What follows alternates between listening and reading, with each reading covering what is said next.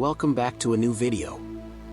In this series, we explore creatures that play a central role in stories as monsters to overcome. Beasts not born of cruelty, but of purpose. Not all monsters are evil. Some are tests. Some are sacred. And some are hunted by the hands of fate. This video is about three legendary creatures: the Nemean Lion, the Ceryneian Hind, and the Calydonian Boar. Each one feared. Each one hunted. Each one unforgettable. The Nemean Lion, the beast with an unbreakable hide, symbolizes brute force and impossibility, courage in the face of the unwinnable. What must be overcome, not outrun. In the rocky hills of Nemea, a lion roamed, huge, wild, and monstrous. Its fur could not be pierced. No arrow, no spear, no sword could wound it. This was the first labor of Heracles, to slay the Nemean lion, a beast no man could kill. So Heracles did what no man would. He set aside his weapons, trapped the lion in its cave, and wrestled it, bare hands against claw and fang, until finally, he crushed it.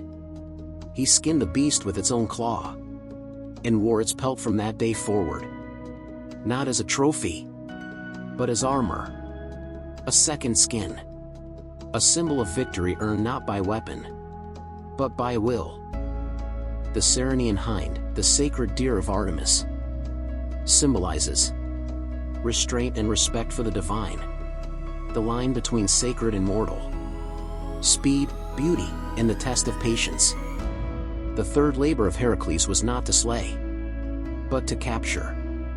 The Ceryneian Hind, a golden horned deer, faster than wind, protected by the goddess Artemis herself. To harm it was to offend the divine. To fail was to fall short of atonement. Heracles did not chase it for a day, or even a week. He hunted it for a year. Patient, silent, respectful. When he finally caught it, he did not bind it with chains, but held it gently, and pleaded to Artemis for forgiveness. She allowed him to take it, not because he conquered it, but because he proved worthy. The hind teaches us that not all victories roar. Some come quiet, with reverence. The Calydonian boar, the beast of wrath and pride, symbolizes the consequences of divine neglect, the fragility of honor, the chaos that follows insult. This beast was not part of the labors, but of another tale. The Calydonian hunt. King Inus forgot to honor Artemis in his rites, so the goddess sent a punishment: a monstrous boar, tusks like scythes, eyes like fire, ravaging the lands of Calydon. The greatest warriors of Greece came to hunt it, including Atalanta, swift-footed and fierce.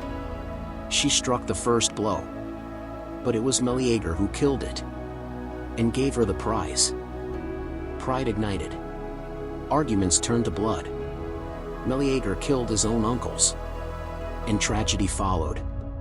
The boar was slain, but what it unleashed could not be undone. The Calydonian boar reminds us, even the beasts we conquer can leave wounds in the hearts of those who fight them. Why these beasts endure? Each creature was more than an enemy. They were lessons. The Nemean Lion taught that even the impossible must be faced. The Ceryneian Hind showed that not all trials require force. The Calydonian Boar warned that the greatest threats may come from within. Together, they remind us, monsters don't just live in forests or caves.